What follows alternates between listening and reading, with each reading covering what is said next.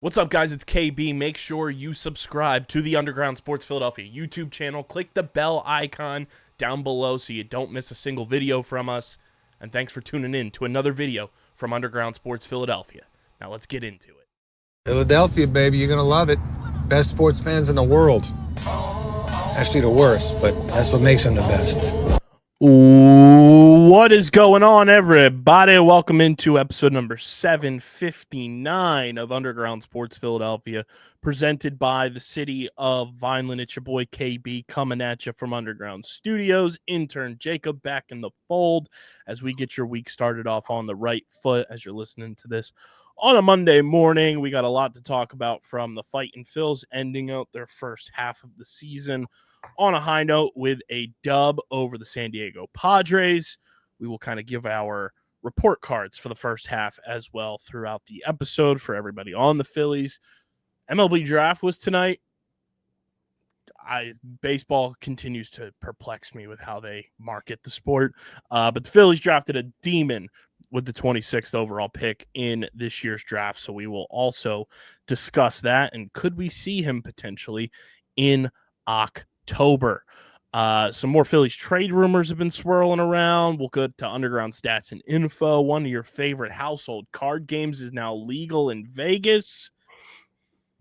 I got a take and a rant to go off on that has nothing to do with sports. We'll talk about the Philadelphia Union absolutely stomping the New York Red Bull and the Waterdogs getting a W in Chicago this weekend, as well as they improve to 4-2 on the PLL season. Before we get into everything, though, make sure you guys are following us on the socials at Underground PHI across the board. We're on every social platform. We're so close to 4K on Twitter, so close to 2K on Instagram. So be a friend, tell a friend, follow us on the socials. Easiest way to keep up to date with everything we got going on here at Underground Sports Philadelphia. Subscribe to the pod, Apple, Spotify, wherever you get your podcasts in audio form. Leave us a 5-star review. It goes a long way for helping this show continue to grow. Plus, it helps other people find our entire catalog of podcasts here on the network. So keep subscribing, Apple, Spotify, wherever you get your podcasts in audio form, and subscribe to the Underground Sports Philadelphia YouTube channel, youtube.com/@Underground Sports Philadelphia. That is where you get full video episodes of this show twice a week, full video episodes of every show on our network, clips, shorts, live streams, which, speaking of live streams, oh, that's right. As you guys are listening to this, it is Monday, July 14th, which means it's Home Run Derby Day. Moonshot Mania is back. Our annual Home Run Derby live stream companion watch along will be going down on our YouTube channel Monday night, featuring myself, Jacob, DJ, Stephen McAvoy, Harrison. We will also have appearances from Pat Pitts and the man, the myth, the legend, Brandon Hoots Hooten. Don't call him Brandon Hooten. He's Hoots always. We got almost a full Home Run Derby slate of just commentary. We got 7 people this year on the stream. One of our most iconic streams that we do year in and year out. Very excited for it. Very excited for Jacob's first soiree with Pat Pitts, first soiree with Stephen McAvoy, first chance to interact with Hoots as well. But very excited for Derby Day. It's a loaded roster. We'll have some fun. That's all I gotta say. You want fun, you want entertainment during the Home Run Derby. Watch along with us, because we're going to be having ourselves a grand old time during the Derby.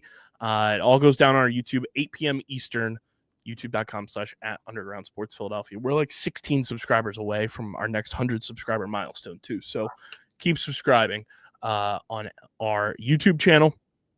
And this show is proudly presented by the City of Vineland.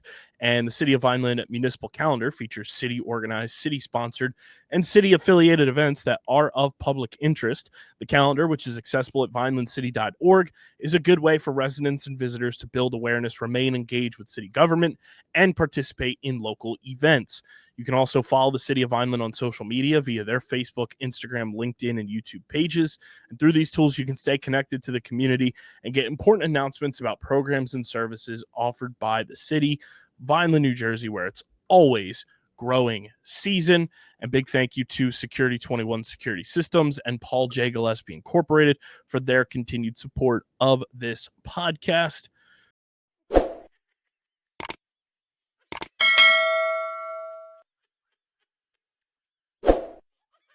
At the Vineland Municipal Utilities, we understand that when our business community thrives, we all win. As a not-for-profit utility, our reliability, lower cost of operations, and flexibility in meeting customer needs make doing business in Vineland beneficial to your bottom line. What's more, we are able to do so while maintaining our commitment to environmental stewardship. We look forward to helping you achieve your business goals now and for years to come. Vineland, New Jersey, where it's always growing season.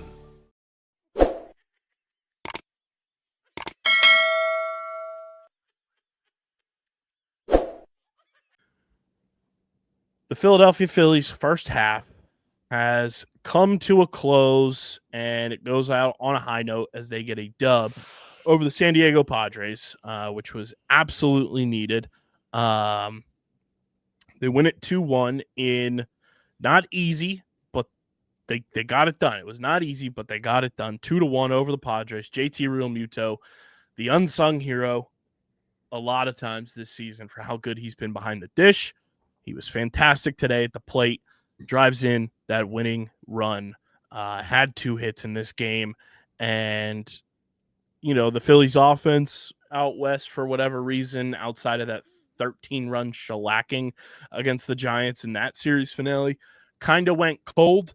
I don't know if it's just like one of those things where it's like, hey, we're almost at the break, like just trying to get there type of thing. But it was weird. Kyle Schwarber went 0 for 5 in this game, which I was like, that's not normal for Kyle Schwarber in San Diego. Trey Turner was 0 for 3 with a walk. Bryce Harper had a hit. He walked in this game, scored 2 runs. Nick Castellanos went 0 for 4. Bryson Stott went 1 for 4. Otto Kemp went 0 for 4. Johan Rojas came in as a pinch runner. Brandon Marsh went 1 for 4. And Mundo Sosa went 1 for 4. I mean, again, the storyline was Christopher Sanchez, 7 1/3. 1 earned run, 6 hits, 3 walks, which was a little concerning, but nonetheless, he battled his way through 6 strikeouts. Everyone was losing their minds that they took him out at 85 or 86 pitches, whatever it was. I had no problem with it because you were about to go through the lineup again for the 4th time, and the 3rd time around, some of those guys were getting good looks on Sanchez. I'd rather them take him out, not have a Jesus Luzardo situation where you leave a guy in too long and, you know, they're just racking up your ERA. He goes into the break 8-2 with a 2.50 ERA and still somehow was not named an All-Star. There was conflicting reports this week about whether or not he was offered, because it came out that Ranger Suarez was offered to pitch in the All-Star game. He declined, said he'd rather prioritize the rest and be good to go for the second half. There was a report that Sanchez was offered a similar situation, but he had to pitch 1 inning on Tuesday and apparently declined it. But then his agent came out and said he would be good to go no matter what. Nonetheless, Sanchez is happy to be going home and resting in New Jersey, as he said to Diego today in the post-game press conference. But the Phillies are paying $50,000 in bonus money to Sanchez, even though he is not going to be an all-star, which just shows you the classy organization that the Philadelphia Phillies are. I'm not going to go on my all-star game tirade for what feels like a 6th straight podcast that I've been on. But the Phillies did have some choice words for the all-star selection process. And I mean, it's no offense to the kid from the Brewers on my part either. Like, good for him. Like, that's an awesome opportunity. It's just such a bad look for Major League Baseball that they're allowing a guy who's had 5 starts. Garrett Stubbs has more pitching appearances than this guy in his Major League career. And he's an all-star over guys like Ranger Suarez, Christopher Sanchez. And I would be saying that even if I wasn't a Phillies fan. Like, you have Jeff Passan coming out and tweeting, like, this is a Christopher Sanchez appreciation tweet. That is all. Yeah. Like, the fact that the national media is seeing the issues there goes to show you everything that the all-star selection process was this year. And I saw people saying, oh, you know, the all-star game doesn't matter anymore, blah, blah, blah. At the end of the day, it still matters from a perspective of Guys get bonuses and get paid because of All-Star game appearances, because of All-Star game selections. It goes down in their Hall of Fame case. How many All-Star appearances did they make? Like, it's always going to matter. The thing that needs the overhaul is the voting process, and that's all I will say on that. But Sanchez, a phenomenal first half for the Fightins, and closes out on a strong note today. Just a weird West Coast trip for the Phils this year. They're 25-25 on the road this year, Jacob, which is like, Not it's ideal. fine, but not like what we're cut. And I'm not saying I need them to be world beaters on the road. You know, Yeah. I'm not saying they need to be 15 games over 500 on the road, but it is weird where, like, in the past, the Phillies have had wild success at home, obviously, but they've also had not as much success, but like similar success on the road, where like they'd maybe be like 6-game difference from their home and road split. It's a drastic difference. 14-game win streak the 1 year. Yeah, on the road. it's a drastic difference this year where they're 30-16 at home, 25-25 on the road. Granted, that's 4 more games on the road, but still, like, I don't know. It just feels like whenever they're on the road, they feel like they're battling more at the plate, and they're not as comfortable for whatever reason.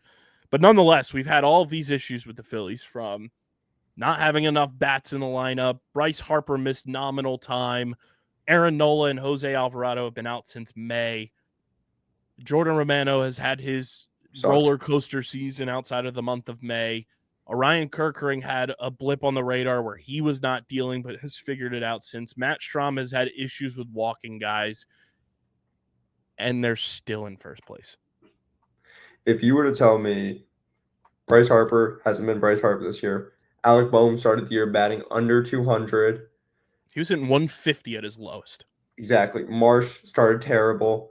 Marsh was hitting under 100. Nola, terrible. And on the IL, Alvarado out for 80 games. I'm like, okay, we're in third or fourth place. We're in first place right now. I mean, I can't complain that much, but I can complain about certain things. And those 2 things I'm going to complain about are the bullpen, including Jordan Romano, who should not be on the team in a week, and Max Kepler, because I think Max Kepler stinks. It should not be on this team. It could be a hot take, but I call up Crawford at this point. You got nothing else to lose. Kepler's bat hasn't been that good, and might as well put in Crawford. I still think they need to go and get another bat at the deadline, whether that be, there's been a lot of rumors, which we'll talk about the rumors in depth a little bit later, but like there's been a lot of rumors this weekend about Eugenio Suarez and the Phillies. And while I like the bat, I like the player, I don't like moving Alec Boehm off of third base. Yeah. He's been fantastic at third base for what everyone thinks Alec Boehm is, this horrendous third baseman. He's been awesome there. And there's a clear difference in his performance at the plate from a mental aspect when he's playing third base versus first base.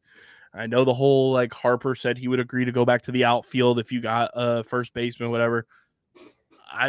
That to me, defensively, that's far too much shuffling of players and everything at the deadline just to work in one bat to your lineup, which is why, again, to your point, you know, we'll see what happens with Kepler and Romano, and I think even Joe Ross at this deadline, because it's been a bumpy road for those 3 in particular.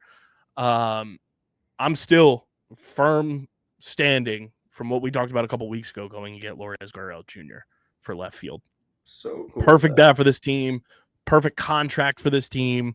Like, has playoff experience, played in a World Series, has played at Citizens Bank Park during the postseason. So, like, he's a guy that, like, would fit this roster very well, in my opinion, and he's a right-handed bat. And on top of that, the way Marsh has been playing, you get him out of center field as a defensive replacement when you have Gurriel playing. So, like, say, 7th, 8th inning rolls around, you have Gurriel, Marsh, and Castellanos. Defensive replacement, you move Marsh to left, Rojas can go to center, and then Castellanos stays in right. There's your defensive replacement. You still let Rojas showcase the elite defense that he can display. Marsh is, I think, a much better left fielder than he is center fielder. Not that he's a bad center fielder. I just think it helps his game a lot more to play left. And he's a right-handed bat. and it just helps the platoon situation. And, I'm still firmly in the camp that at the deadline, they need to be putting their major chips on the table that they're willing to spend into the bullpen. Yeah, I agree with you. But there's also, we can make a huge trade with the Twins, and not just like, yeah, I know your opinion on Buxton. We go get Buxton and then get him with Jax or Duran. I would be willing to throw a nice package for both of them, or shit, all three of them. I don't know if we could do that. I'd rather just, if you're going to make a trade with the Twins, I'd rather get one of the two relievers, or if you try to make a huge splash, go get both. I know there's been rumors we've talked about Bednar and Santana with the Pirates, and the Phillies wanting both of those guys. If you upgrade your level of scouting and, trade chip that you're trying to acquire, Duran and Griffin Jax are that. Like, yeah, your B tier, and it's not even that they're bad. It's just like your B tier is Santana, Bednar in terms of what you'd have to give up. Yeah. Duran and Jax, you're giving up something of note for that trade. And if that's the route they want to go, I'm fine with that. Both of those guys are menaces for the back of the bullpen. But my thing is I'll stand firm on it with Buxton. Even outside the injury thing, it's just the contract and being able to re-sign Schwarber, being able to re-sign Ranger Suarez, getting a 1 to 2 year deal done with JT, being able to have the financial flexibility, even though there's no salary cap, but like still not having to pay the huge apron tax of whatever it may be, the luxury tax thresholds. I'd rather have the ability to re-sign Schwarber, re-sign JT, re-sign Ranger Suarez. Those three, in my mind, are far more important than going and getting an aging Byron Buxton who's still going to be making millions and millions and millions of dollars through 2028. When you can go and do a Duran and or Jax, go and get Gurriel Jr. as well. Go and get a Jorge Soler. Go and get, an ancillary piece for the outfield that's not going to break the bank and still make huge upgrades to this roster because it's very evident that they are at least one bat short of being able to fully compete when everybody is on. More like a guy like a Rhys Hoskins maybe too. Well, Rhys is on the injured list. Where have I been? What the? Didn't say it. He's gonna be out for a little while. Oh, never mind. I'm gonna shut the hell up then. He is. I forget what the injury was. He's gonna be out like 6 weeks. Ooh, never mind. He's a grade 2 sprain of a ligament in his left thumb. We'll give him Jordan Romano and for Rhys Hoskins, and I think that we call it a deal. Fair. But yeah, I mean, Phillies ended on a high note, like I said, against the Padres. Good way to close out the first half. JT said it in his post-game appearance with Tom and Ruben, getting swept when it felt good. And I was like, yeah, JT, last year going to the break, you guys got swept, and it did not feel good because I was at the last game, and you lost 18-3 to the Athletics. It was not fun. We won one game because Harper hit a homer that game. I think we lost 2 out of 3 that series. Did we? Let's see. Let me double check because I thought we got swept because I was at the last game that it was abysmal. They lost 18-3 or 18-2, and they and then after the game ended, it started downpouring. Yeah, it was 18-3 we lost. We did lose 2 out of 3. We won the middle game. Because that's a game that Harper has now had a team homer against every team now. That's right. Yeah, because they lost 6-2 in the first game. They won 11-5, and then they lost 18-3. And then they came out of the break losing 2 out of 3 to the Pirates. Just Pirates and Giants, we just can't beat ever. But yeah, I mean, look, like you said, we've had so many ups and downs. They're still in first place. Still have 55 wins on the year, which, is nothing to sneeze at. They are I refuse to be told that this team is not a good baseball team at the end of the day. That's my thing. Like, do they have blemishes, yes. Every team does. It doesn't mean they're not a good baseball team. They are one of the best teams in all of baseball. We just saw the Dodgers prior to them winning a couple games get swept in back-to-back series. Like, the National League is wide open right now. And if they're willing, which right now, according to all the reports, which, like, I don't know how much I can, like, fully, like, invest in these reports because it's very anti-Phillies of what we've come to know them to do over the past couple of years at the deadline and around the deadline. It feels like the Phillies are preparing to be like, yeah, this is the group that we're going to go all in with and make the necessary, like, A-tier upgrades rather than go around the margins and going and getting, like, a Kyle Gibson and, you know, going and getting Noah Syndergaard and going and getting, you know, just very minor improvements, which I like. You know, I'm one that I'm the type of fan that, like, you shouldn't blow up your farm system at the trade deadline, but you should also use guys that you know will get you big time talent back that are not on the same timeline trajectory you're on right. Like, if you have guys that are like years and years and years away, but they're talented and you know that you can use them to go and get pieces, go and do it. Yeah. But guys like Crawford, unless you don't view him as part of the plan, then, like, whatever. But, like, guys like Crawford, Aiden Miller, Andrew Painter, like Eduardo Tate, like, guys like that, I'm not really, like, willing to give those guys up. Unless you're blown away by the deal. Right. Unless you're getting, like, Skeens. a crazy pack. Like, you'd have to be getting a wild package back. Buxton, like, Jax, Duran. We have to trade one of them. I'm doing it. We get all three of those dudes just for one prospect and maybe like a lower level prospect too. But see, it's like you're gonna have to give up probably multiple of those in a 3 like player deal, and then some. Where, like, I don't know, like, those 4 feel like my untouchables, and I know, like, everyone's like, oh, tell me a Phillies prospect that panned out and, like, blah blah blah. Aaron Nola. Alec Bohm, Bryson Stott, say whatever you want. He's a Gold Glove caliber second baseman. There haven't been many, okay? Fair. But the ones that have turned out to be pretty damn good.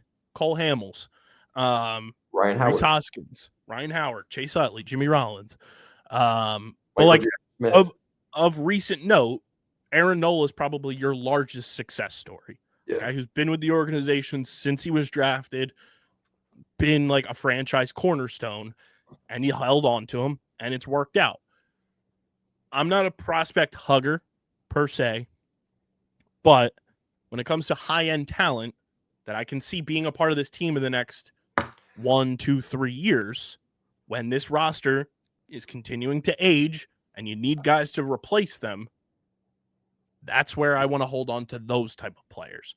But you look at the Phillies' top prospects right now, as we sit here on draft night of all nights, you know, their top prospect list 1 through 30. Andrew Painter, Aiden Miller, Justin Crawford, Eduardo Tate, Mick Abel are your top 5. Then you have Arun Escobar, Moses Chase, Dante Nori, shout out to the boy, listens to the pod. Griffin Burkholder, those 2 were drafted last year. Devin Saltabon, Gabriel Rincones Jr., Gene Cabrera, Seth Johnson, who's in the bullpen right now, Brian Rincon, Carson DiMartini, John Spikerman, who just has an elite baseball name, Mavis Graves, elite baseball name, Alex McFarland, Iverson Castellano, Wen Hui Pan, TJ Walton, Christian McGowan, Michael Mercado, Otto Kemp, who's on the Major League roster right now, Hendry Mendez, Ali Rio Farabus, Carter Matheson, Micah Otenbright, Caleb Ricketts, and Dylan Campbell. Going down this list and removing Otto and Seth Johnson right now because they're on the team, and, like, I feel like Otto's the type of guy I've been clamoring for to be a bench bat for this team for the longest time.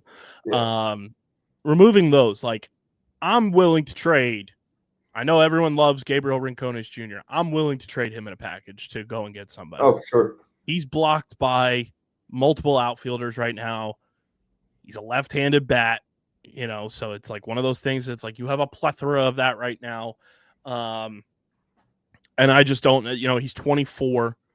You could get something for him. I think he's a good player. I just don't know if the Phillies view him as a full-blown option on this team once, say, Nick Castellanos' contract is up, or if they view him as a potential left fielder, what have you. I don't know. But, like, if you're able to go and get one of these bullpen arms, whether it be Duran, Jax, Bednar, Santana, whomever, and you got to give up Rincones Jr., I'm not going to be heartbroken at the end of the day. Somebody like Brian Rincon, somebody like, Alex McFarland, like some of these, like, from anywhere from like 17, 18 to 30, I'm going to be fine if they move any of them. Like, that's normal for a trade deadline and a team trying to make a push, trading one of, if not multiple of their top 30 prospects. Yes. That's normal. I'm going to be okay with that. It's just a matter of who they're getting when they move those prospects. Yeah, I completely agree with you. Which the rumors have continued to swirl, as we've said. And before we dive deeper into the rumor mill, I want to talk to you guys about our awesome pals over at 47. Guys, they've been listening. I think 47's been listening to the pod, Jacob, because I mentioned this a while ago. I'll have to dig up the tweet because I tweeted, I need 47 and the WNBA to come together on a partnership so we can get some WNBA hats ready to rock and roll, especially when the Philly team comes in. And guess what? This past week, 47 announced their partnership with the WNBA. There are official WNBA hats and apparel available now at 47's website. It is everything I've been waiting for. I have been waiting for 47 and the WNBA to come together. The hats are sweet. I got to get a few of these things because I have friends that work for multiple WNBA teams. Got to rep until the Philly team comes into the fold. But the hats are sweet. They've got the hitch style, which is my favorite. I'm rocking the throwback Phils one right now.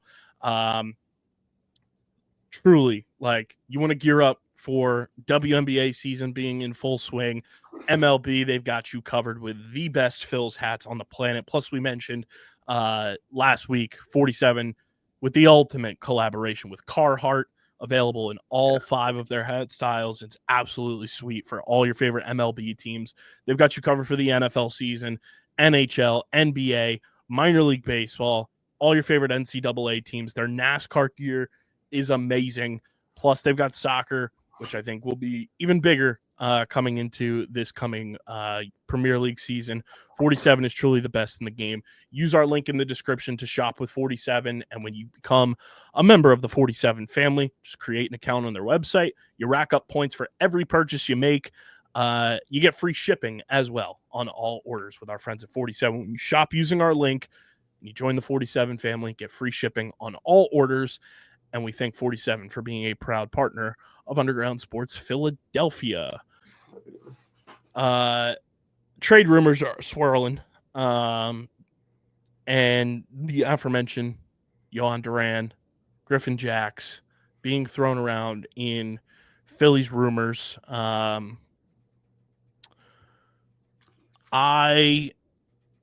like that they are shopping this area. The other big trade rumor that came out this week, Jacob, I don't know if you saw, because a lot of people were saying, like, the button meme of, like, do you push this button or that button?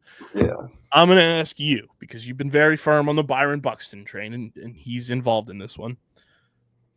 So there's been multiple, like, multiplayer trades floating around. Yeah. We've had the Bednar and Santana for a couple weeks, Duran, Griffin Jax, Byron Buxton, and then a new one popped up that I'm, like, very intrigued by. Is it Clase and Quan? Yes. I'm very intrigued in that too. So if you had to push a button right now, you get Byron Buxton, Johan Duran, or the other button you push is Emmanuel Clase and Stephen Kwan. I'd probably say Emmanuel Clase and Stephen Kwan. I like where your head is. But I have a little fear factor with Class A. He's known to be very elite or very bad. Duran's a little more proven, even though Class A probably just had one of the best reliever years outside of the postseason last year. But Steven Kwan's also an amazing dude. He could bat lead off, and he's a great glove. I think you'll slot right in where Kepler is. Maybe not in the batting order. They'd have to change that around a little bit, but he's not a dude who's going to hit 10, 15 homers. He's going to hit 3 whatever and make an all-star team. And I don't know his contract situation off the top of my head, but I'm really intrigued by it. I like Steven Kwan a lot. He is the type of player that the Phillies have not had really since like prime Shane Victorino, for reference for everybody out there. So Steven Kwan's contract, he has 2 arbitration years left, and he's an unrestricted free agent in 2028. So he's a lot cheaper on the payroll than Byron Buxton is. My only issue with Steven Kwan is he's a left-handed bat.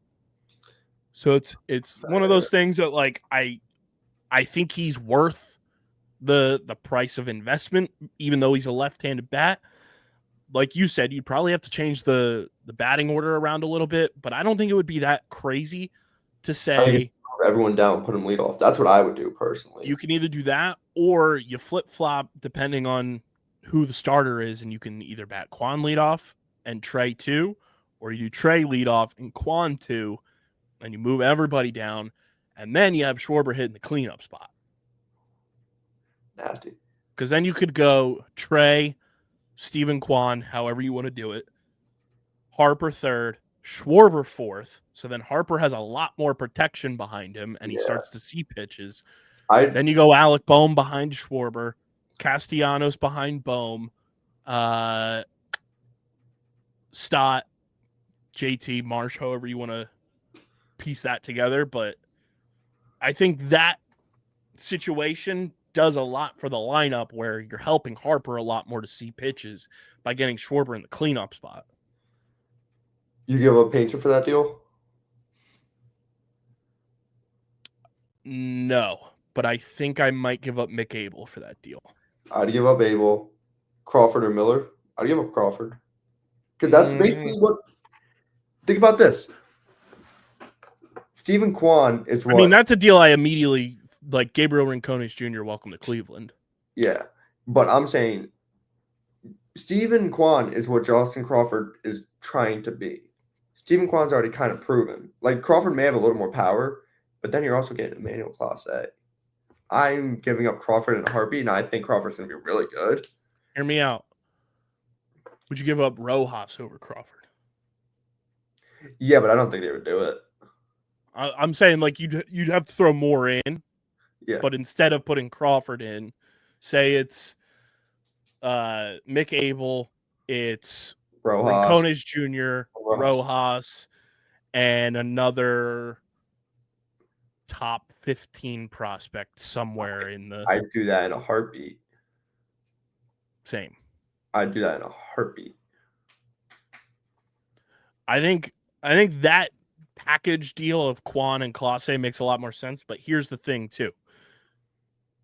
If I'm Dave Dombrowski, I'm trying to do my best to give up as little as possible, as any good GM would do, because then if you pull off a deal for Clase and Kwan, you need one more arm still. I'm still not done, and I'm calling the Diamondbacks still for Gurriel Jr., because then that's your true platoon of Gurriel and Kwan.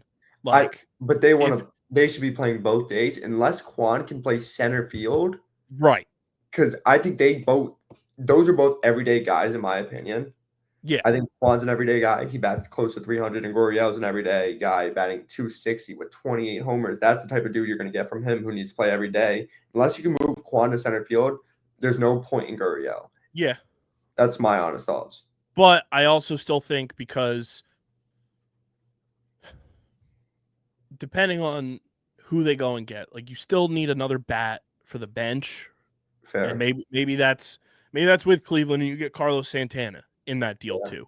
Welcome back to Philly, Carlos Santana. Or you find another like bench bat somewhere else. but I'm still calling up the Pirates and going and getting one of their relievers Bednar, that we Santana, talked about. Bednar, Santana, one of the two. Then I feel like we need another lefty because we only have Strom, and Tanner Banks has been solid this year. But He's been awesome.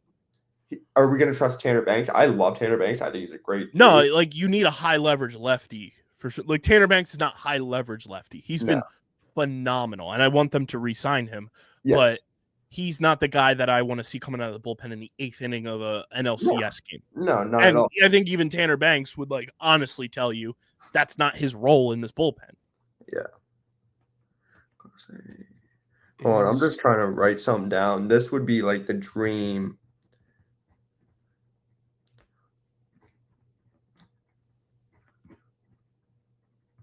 Could you imagine just this is our bullpen? Clase, Kirkran, Strom, and then Bednar, Santana plus another lefty.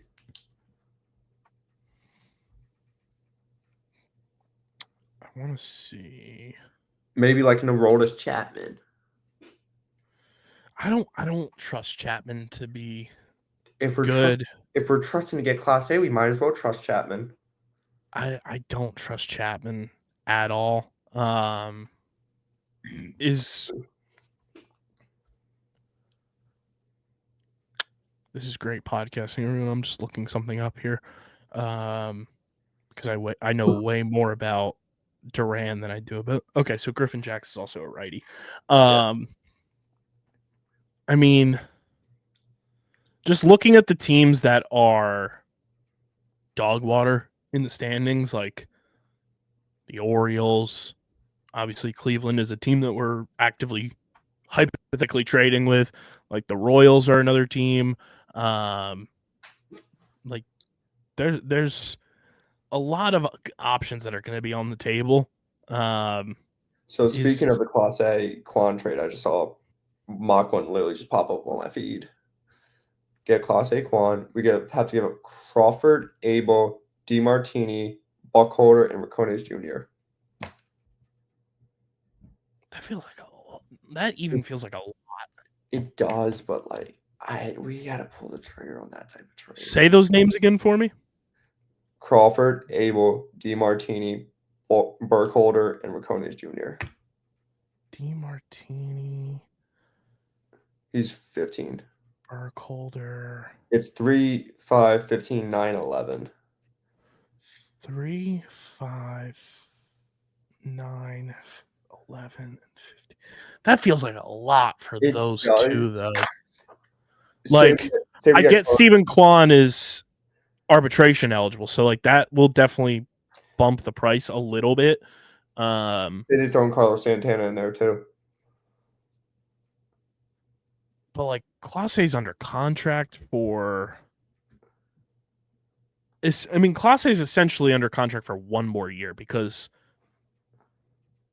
2026 he signed for $6.4 million because they signed him out of arbitration years, and then 27 and 28 are club options for $10 million. So like you can decline that and move on or re-sign him to a different deal, and then he's an unrestricted free agent in 2029 when he's 31.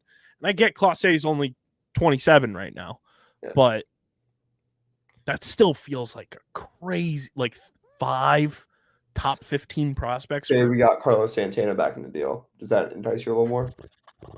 Not really, because Carlos Santana is, 39? Just for a bench bat, you're just saying we need one. Yeah, but not enough. Not that crazy. Like, Santana's 39, and he's hitting 235. And he's another, I know he's a switch hitter, but it's not like he's like tearing the cover off the ball like he was in April. Yeah. Like he's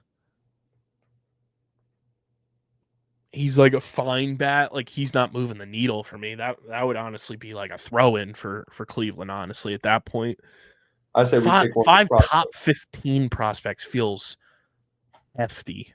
Yeah, I say we have to take one of them out there on Rojas. Yeah, it was like I get Dante Nori has been like not Dante, Griffin Burkholder has been a hot name in a lot of these trades, which like makes a lot of sense. He's 19, he's still in rookie ball. Yeah. And I'm like kind of fine, like if that has to be one of the like big prospects. Man, like that feels a lot. Who posted that hypothetical? Some like Phillies page that I follow on TikTok. Okay. Yeah, that feels very hefty, even for like what the Phillies would be getting in return, because Rincones Jr. could go up and start for the Guardians immediately. Yeah. And replace Quan in their lineup. So you'd be getting like a major league ready guy, even if they didn't want to call Crawford out, and Crawford could do the same. So like you'd be getting 3 technically with Mick Abel. Yeah. 3 major league ready guys. Carson DeMartini's 22 and he's in Double-A. I'm okay like moving on from him because he doesn't really fit this current timeline of what the Phillies are trying to accomplish, and same with Burkholder. But that's a bit of an overpay in my opinion. Yeah. I like the original trade we drew up. Yeah, and I mean like even if you don't go and like double dip with like certain teams, like say you go and get just like you just trade like X amount for Duran, but then you go and get like Bednar or Santana. I'd be thrilled with that. Or you get Griffin Jackson, you get Santana. I would rather us go get Steven Kwan and then go get Duran from the Twins. I'd rather trade that too. I would rather trust Duran in the playoffs than Class A. That too, 100% with you. I'm even just saying from like the bullpen perspective, like even if you don't like tandem, like they've been kind of mentioning, like how it was Bednar and Santana together, Duran and Jax together. Like even if you go and get 1-1, I'm gonna be ecstatic. Yeah, that's what we need. It's gonna be a crazy few weeks. That's all I'm gonna say. And I think too, we can't lose sight on the fact that while yes, he won't be available in the playoffs, all of August and September will have Jose Alvarado in the bullpen, and he's gonna have 2 weeks to ramp up and get ready from the suspension. So like that also can't be lost on Phillies fans, sight a little bit. And on top of that, tonight was the MLB Draft, which Major League Baseball does a phenomenal job of marketing that. And the Phillies drafted an absolute demon, everybody. Okay. Yeah. Let me tell you, I am not the biggest college baseball fan on the planet. If it's on, sometimes I'll tune in depending on the teams and stuff like that, but I'm not like fully locked in on college baseball. I'm rarely locked in on prospects unless they're in Double or Triple-A. Okay. There's very few. Obviously, we have friends of the program that are, in the Philly system and everything. But other than that, like, unless they're friends of the network or they're in Double or Triple-A and kind of like on the Phillies radar, I'm not really like fully divesting my attention to it until it's necessary. The Phillies might have their next fast-tracked draft pick. Last time they fast-tracked somebody was Ryan Kerkering. I'd say that's turned out pretty damn good. I got to talk to Brian Barber last year after they drafted Dante Nori and Griffin Burkholder, and kind of just asked him what the mindset was around drafting those guys, where like they're not necessarily like the type of guys that are going to be immediate impact guys because they're high school, college, whatever it may be. They're very young. Like Dante is, I think, Dante's 20, Griffin's 19. So like, I was like, they're not going to be immediate guys that get called up to be a part of this team. Plus they play positions that are quite frankly blocked right now. And he said, not everybody is going to be a Ryan Kerkering and, get called up a couple of months after you draft them. Yeah. This pick might be the next Kerkering in terms of we could see this guy being almost one of the very first like win now draft picks in Major League Baseball draft recent history. Gage Wood, everybody, let me introduce you to an absolute demon. Gage Wood was drafted by the Phillies tonight as we record this on Sunday night with the 26th pick in the 2025 Major League Baseball draft. Number one, the fact that Gage Wood fell to pick 26 is insane. Okay, this dude is wildly talented, and a lot of people were stunned that he was still on the board at pick 26. Yeah. Gage Wood pitched one of, if not the best game in College World Series history. A 19 strikeout no-hitter against Murray State for the University of Arkansas.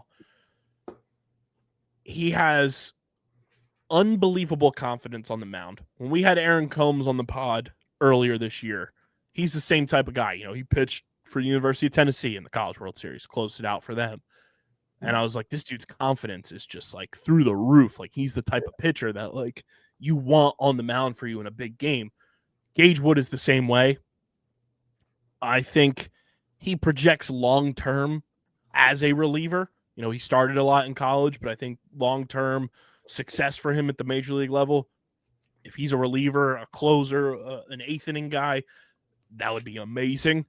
He's got to develop a third pitch that's like consistent. I saw my good friend in front of the program, Alex Carr, tweeted that. He's like, you know, he's a starter. Obviously, he has more than 3 pitches, but he's got to develop a third pitch to being like consistently good to be like part of a major league roster and not like have questions about him.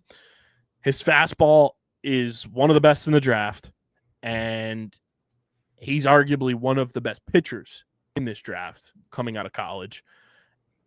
We could see him in September if all goes right. He started the year injured for Arkansas, so that's obviously a concern and probably a reason why he fell is, you know, people just like kind of passing on medical stuff or whatever. But if he stays healthy, can to a degree develop that third pitch that he wants to use, don't be surprised if Gage Wood is kind of like a from within trade deadline acquisition and added to this bullpen, and you can kind of replace Joe Ross or Jordan Romano or something like that with Gage Wood. I'm not saying throw him into the fire and be the closer or an 8th inning guy, but if he can come in and pitch the 7th inning for you, like Kirkering was doing in 2023, have at it, brother. Like, you pitched on the biggest stage. You threw a no-hitter on one of the biggest stages. Like, this dude is an ultimate win-now move. And I truly think I'm not anticipating it, but I would not be shocked if we're sitting here in September, Jacob, and Gage Wood is getting called up to be in the bullpen for the Phillies, and he's a part of their postseason roster, and he's pitching big-time innings for the Phillies as a rookie. Yeah, I agree with you. Baseball's a weird game. I mean, he could get called up in September or not get called up till 2027, 8, whatever. But we want that immediate impact guy, and that's, I think, kind of one of them. We've kind of seen our bullpen. You know, we bring him up in September. We hope he's something. And if he's not, okay, we send him back down, wait for him to develop. But if he does, it's, oh, shit, we just got to steal the draft. Yeah, I mean, he's the first college player that Brian Barber has taken in the first round in his era of being the head of the Phillies player development scouting, which kind of deters from their status quo, which kind of raises like that flag in my mind. Like, this guy could be somebody that they're trying to get to the majors soon. He did have a shoulder injury, like I mentioned, which limited his workload, but he came back and like we said, threw that no-hitter, 19 strikeouts. MLB Pipeline had him ranked as the number 23 prospect in the class, giving his fastball a 70 grade on their 20 to 80 scouting scale. And this is what they wrote too. Wood has one of the best fastballs in the draft, sitting at 94 to 96 miles per hour and reaching 98. It's combination of velocity and carry along with his low release height, because he's only 6 foot, and flat approach angle produce elite rates of chases as well as overall and in-zone swings and misses. He relies heavily on his heater and a power 82 to 85 mile an hour curveball that shows flashes of becoming a plus pitch. This is the 6th first-round pick that's been made by Brian Barber. He's the assistant GM to amateur scouting, and it's been a wildly successful group that Brian Barber, like, when we got him here, I knew the Phillies minor league system was in good hands because these are the first round picks that Brian Barber has made since he's come in. Jacob, ready for this list? I'm ready. First pick was Mick Abel. Looks pretty good. Yep. Made his major league debut this year. 2021, Andrew Painter. 2022, Justin Crawford. 2023, Aiden Miller. In 2024, Dante Nori. Yeah, he's been pretty good. And now Gage Wood. Yeah, extend that, man, please. And like I said, he's the first college player the Phillies have taken in the first round under Brian Barber, which is just like, I think that's thinking smarter, not harder. And it's like, hey, we know we're going to have to give up a lot to get potential relievers at this deadline. If we can't get everything we need, we can work with this kid, kind of fast track him, see if it, pans out. And then boom, we have a high leverage reliever pitching in big games for us. And he's pitched in big games his whole career. Yeah.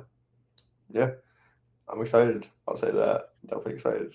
I like the pick a lot. He's awesome. And I think his personality fits Philadelphia a ton. And he's going to be a very fun player to kind of follow along with and watch and see how things work out this year. But remember the name Gage Wood, because he's going to be a big piece of this Philadelphia Phillies, core of young talent in the very near future. Oh, yeah.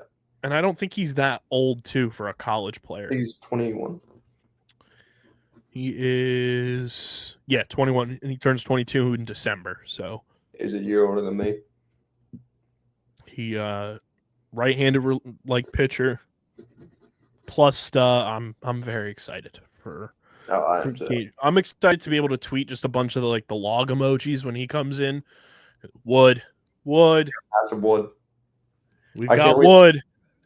Can't wait to do the Fortnite Max Wood meme.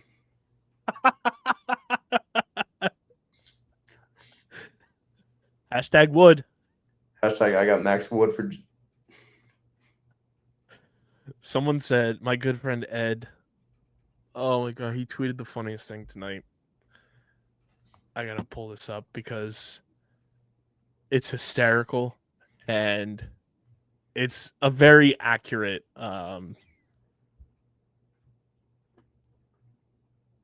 thing to say about Gage Wood's name. Where is his tweet? So my friend Mike tweeted, Gage Wood is a special pitching name. We got a demon. And then my buddy Ed quote tweeted and said, Gage Wood is what dudes do at the urinals. Love you, shout. Love it. Love that. Shoot. Shout out to Gage Wood, though. Welcome to Philadelphia, my man. Yeah. Before we keep it pushing, though, want to talk to you about our friends over at Ritas in Sewell. Guys, we love Ritas.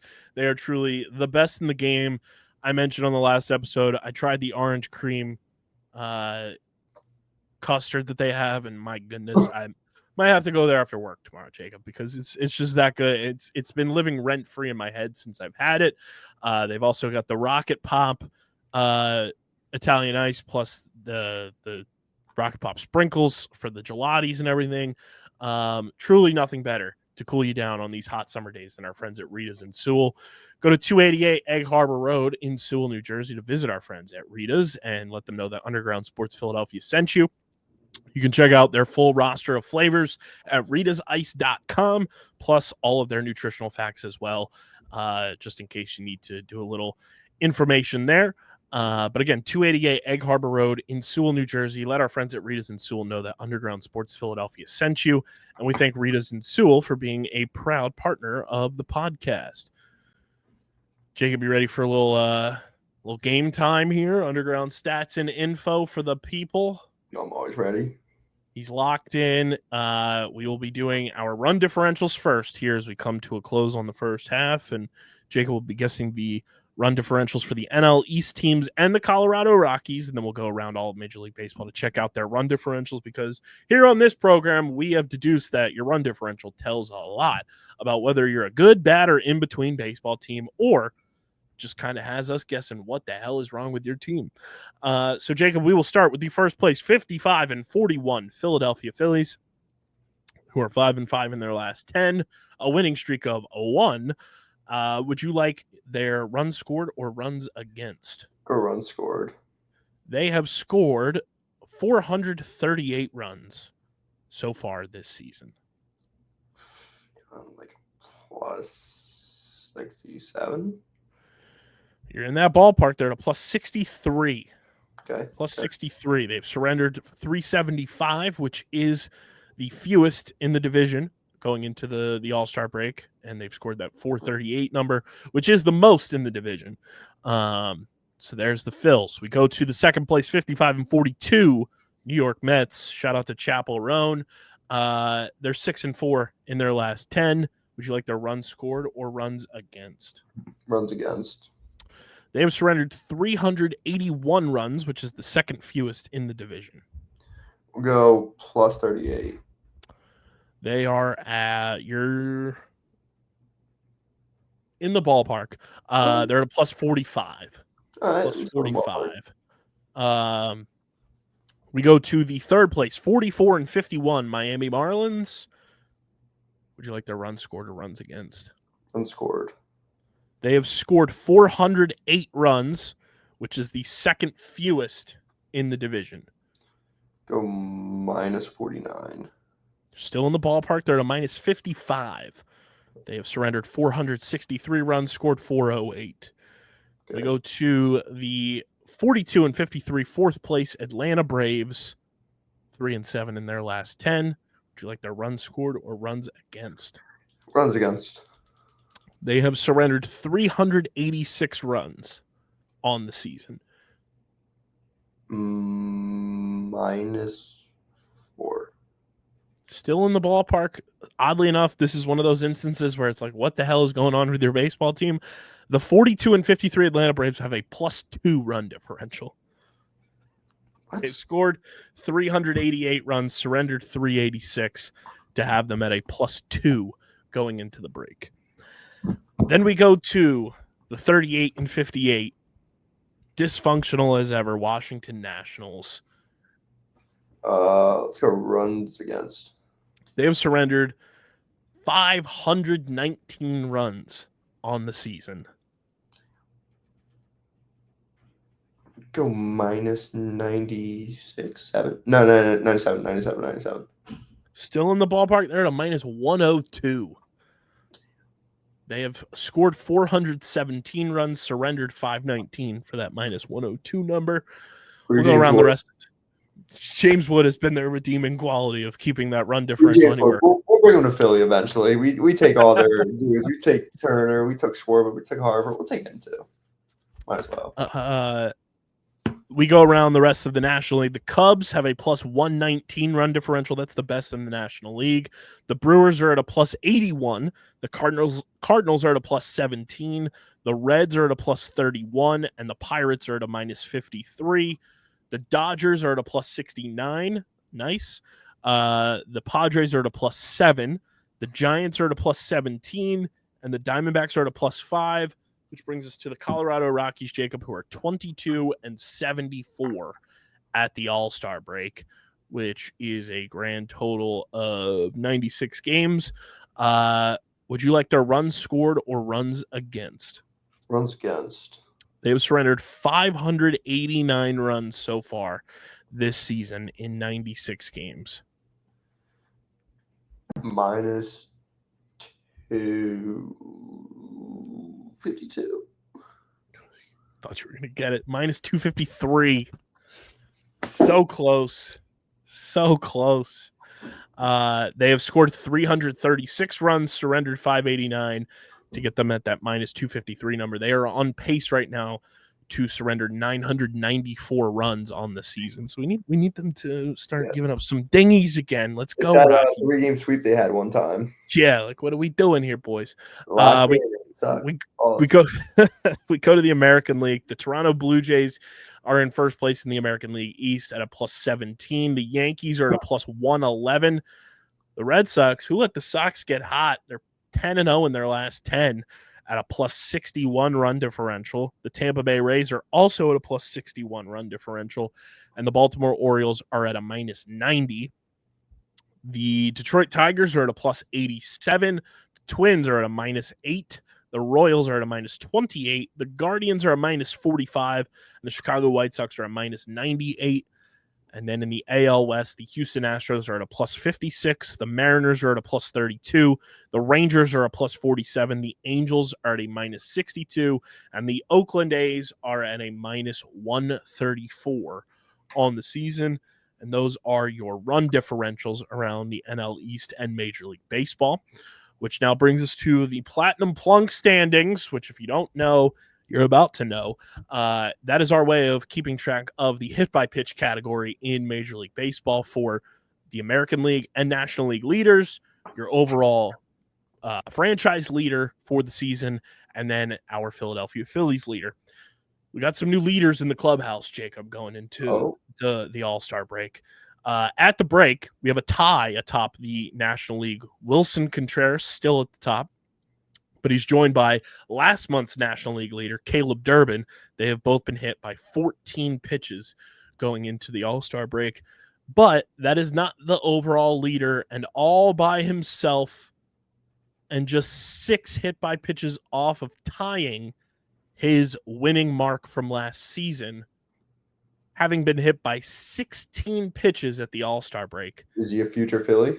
Randy Arozarena. 16 pitches at the break is crazy. He's been mashing too the past like 2-3 weeks. He's been going insane. He was hit by 22 all of last season, and now he's been hit by 16 at the break.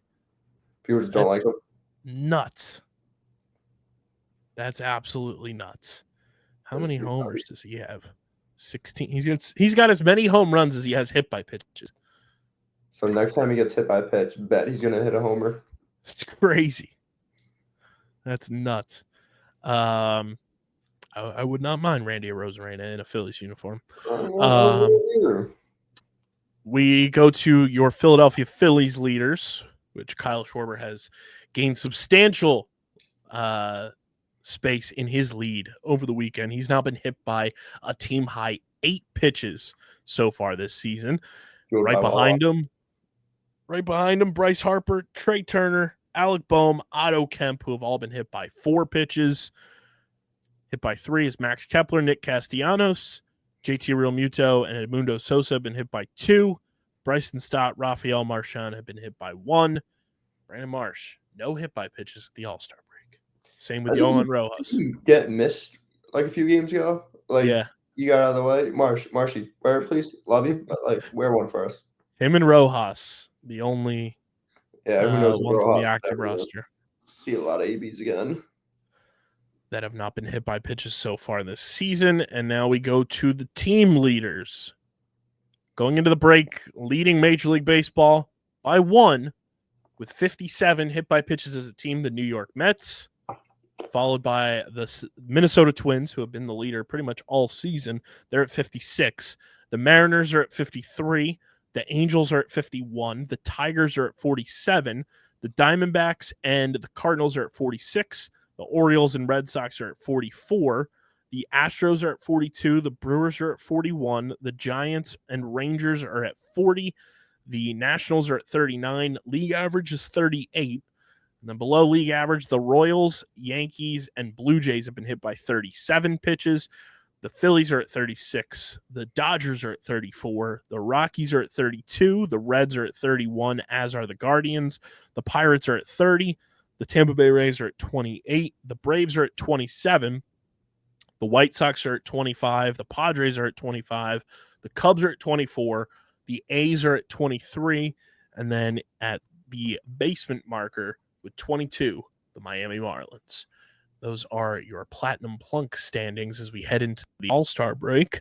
And Underground Stats and Info brought to you by our awesome merch partners at PHI Apparel Company. Guys, if you want to stand out in the crowd, whether you're going to Citizens Bank Park, hanging out at the bar with your friends, chilling at home, backyard barbecue with your family, you want to stand out in the crowd. And the best place to do that is representing your favorite Philly sports teams and your favorite Philly sports podcast with PHI Apparel Company, because with their unique designs for all, there's no doubt in our minds you will stand out in the crowd.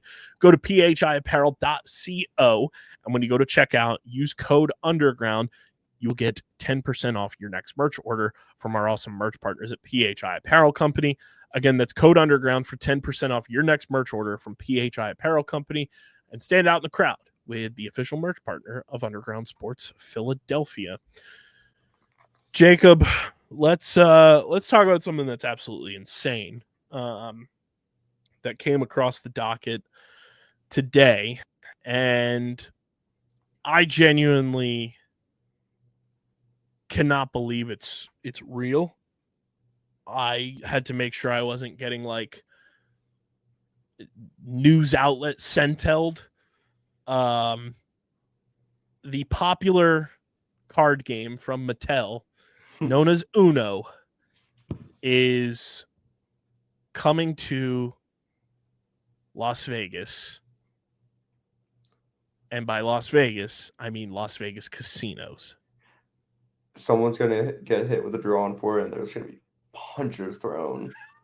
There's going to be a $1,000 hand, hit him with a draw for it. Oh, people are swinging. I'm so excited to see some fight videos from Vegas now.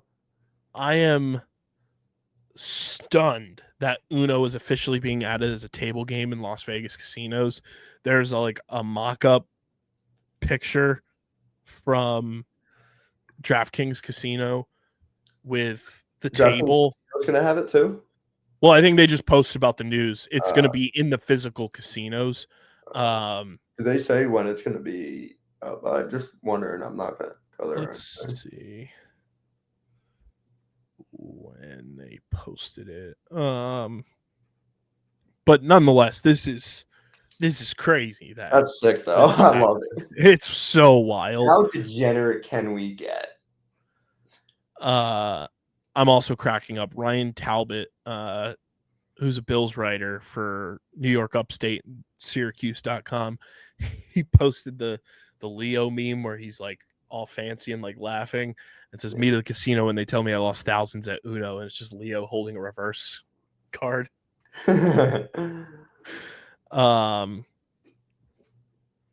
Let's see if it says when.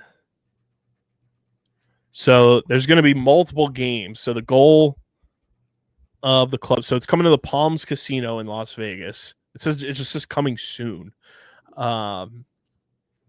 The goal of the club is to start a nationwide campaign that turns casual game nights into full-blown entertainment events. Entertainment. They mean fights, right? So they're going to have Uno Golf, which you match cards by colors and numbers, but your cards are laid out as if you try to get rid of high cards and keep lower value cards. Okay. So it's like lowest score wins. Uno Teams. Players still match color, number, and symbol, but instead of every man for himself, they team up in pairs of 2 and play together to win. Special cards and rules help teammates work together, but both players must get rid of all the cards in their hands to win. This is the one that's like crazy. Uno Show 'em No Mercy. This game has a ton more cards with way tougher penalties and rules that will have players stacking, swapping, and drawing more cards than ever before. There are 2 ways to win in this merciless version of the classic game. Get rid of all cards or knock all other players out of the game. Dude, what happened to the game I love? Let's go back to regular Uno. It's crazy that Uno is now going to be in casino. Like, this is something that people talked about, and it was like a memeable thing where it's like, oh my God, could you imagine if Uno was in the casino? Now it's real, and I'm just like, I can't believe it's real. It's one of those things that, like, I genuinely had to make sure it wasn't like some fake report or something. Yeah. And I was just like getting got. But when I saw like Yahoo reporting on it and all of these like big outlets, I was like, oh, this is a real thing. And Uno is going to be in casinos. And like you said, the first draw 4 that gets hit on somebody who's having a down night is not going to be pretty. I can't wait to see the videos come out of Vegas. It's going to be insane. And I am just like floored that Uno is coming to the casinos. It's like, what's next? Yahtzee? Like, we're gonna have trouble at the casinos. Nah, they're gonna throw Scrabble. Now that I could see as well. That's one of those things that feels very memeable. Like, oh, Scrabble's in the casino, and then boom, here it is. And the the first like 12 letter word that gets played, somebody's gonna flip the board. It's how degenerate can we get in this world now? And like we're gonna have like Cards Against Humanity at the casino before we know it. Yeah. I'm stunned that this is it. So it's coming to the Palms Casino in Las Vegas. That's crazy. Coming from a degenerate, I love it. I'm just like, I want to know who like greenlit the concept. Just they want to make money. I don't know. Like, who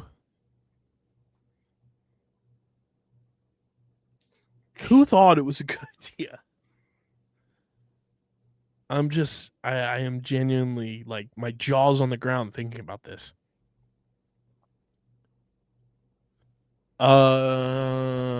Okay. So we might have been duped a little bit. Oh. So someone quote tweeted it and said, "Been seeing this shit all day. This is misleading. Uno has a limited timed themed room at the Palms, and Uno will not be something to gamble on. It's not permanent. It's a theme pop-up at the Palms." So we're dumb. But like the Review Journal report doesn't. We'll see. A social club themed. Okay, yeah. So people did take it out of context, but it doesn't say how long it's gonna like be there or not be there. Interesting. Still, nonetheless, that's wild. Yeah, They're bringing Uno to Vegas, no less. Crazy. You can leave us a voicemail at speakpipe.com/undergroundsportsphiladelphia and let us know what tabletop game you would want to see as a casino game. It can be anything as crazy as Uno or something as long-term as Monopoly. What about like a beer die? Could you imagine Monopoly with real money? Oh, dude, there's going to be actual like murders. There's going to be murders. Like families would end. Dude, no, not even. Like there's going to be people trying to kill each other. Right. Families would end. Yeah. Bloodlines will end. Yes. Leave us a voicemail, speakpipe.com/undergroundsportsphiladelphia. Let us know what game, card game, tabletop game you would want to see be brought to a casino and turned into a casino game. Can you imagine if they did like beer die or beer pong? Or like say you're playing a dude in beer pong, last cup, hits it, elbows. Could you imagine if they had like Battleship? Dude. Or like not tic-tac-toe, but Connect 4. Connect 4. Like imagine Battleship. Like, dude, someone's like, "Oh, B6, you sung my Battleship, $1 million hit." Connect 4, yeah. Like, there's so many. With the actual chips you're betting. Yes, that'd be crazy. That's actually Vegas.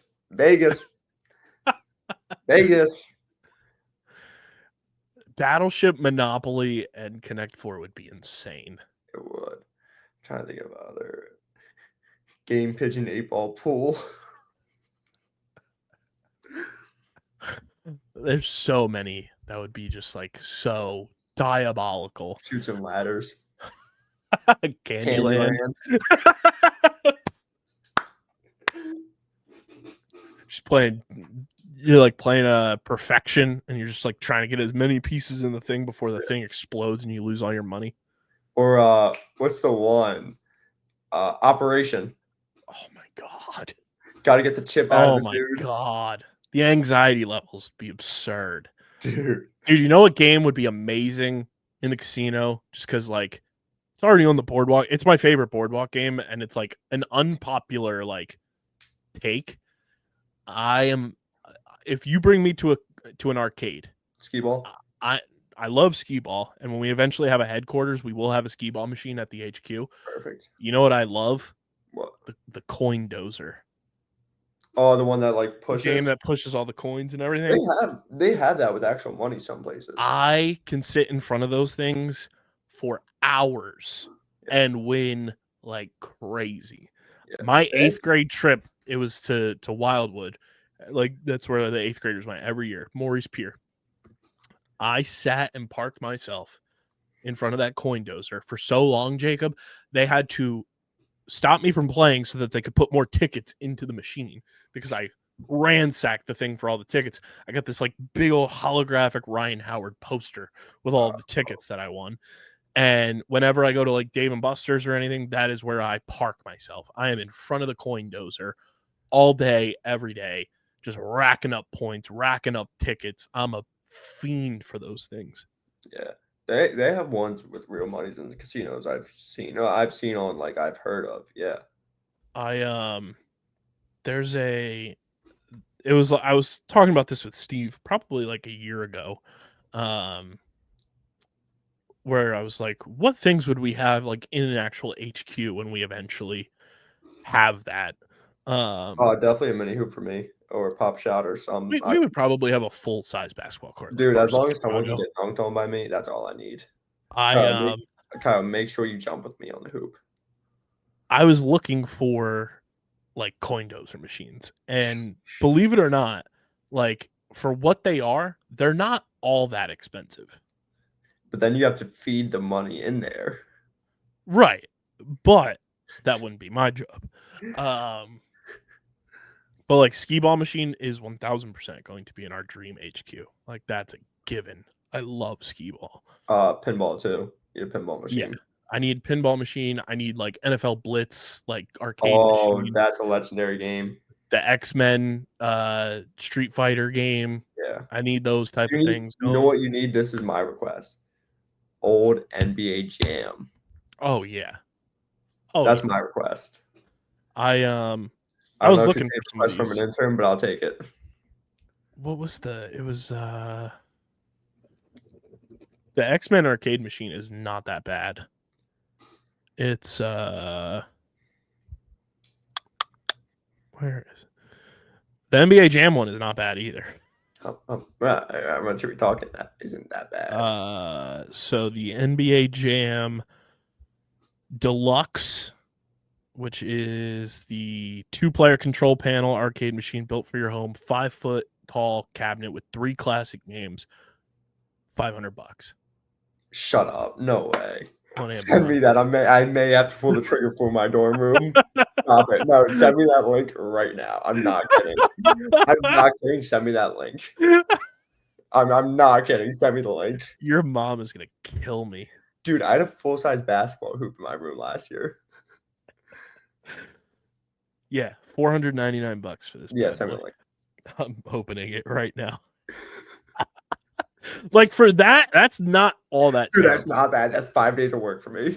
Like, or dude, that's one parlay.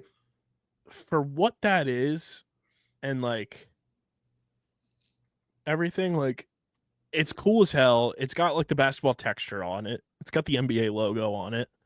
Dude, oh my god, it's with it, dude. Oh, yeah, yeah. Sorry, Mom. My mom's gonna watch this. She's gonna text me, "You're not doing that, Mom." This shows up to the house. Dude, it's gonna show up to our little like mail room, and there'll be, "What did you? I got NBA Jam on the trucker."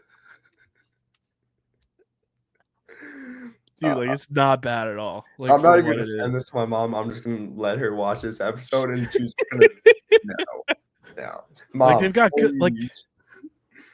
Yeah, I looked at this one in 2021, the X-Men one, when it was available. It's currently unavailable, which sucks, but I want like a whole like arcade room one day because it would be so sick. Like, I got the Mortal Kombat 2 for the same price. How heavy do you think this is? I'm not kidding. I may have to get it. I'll tell you right now if it says it. 61 pounds. Oh, that's light work. That is so light work. 18.6 inches by 18.4 inches by 61.5 inches. Dude, my room is gonna get really degenerate. You're about to have cover charges to get to. Dude, Dude, I'm gonna run a gambling ring in my room. It's gonna be an NBA Jam ring. Dude.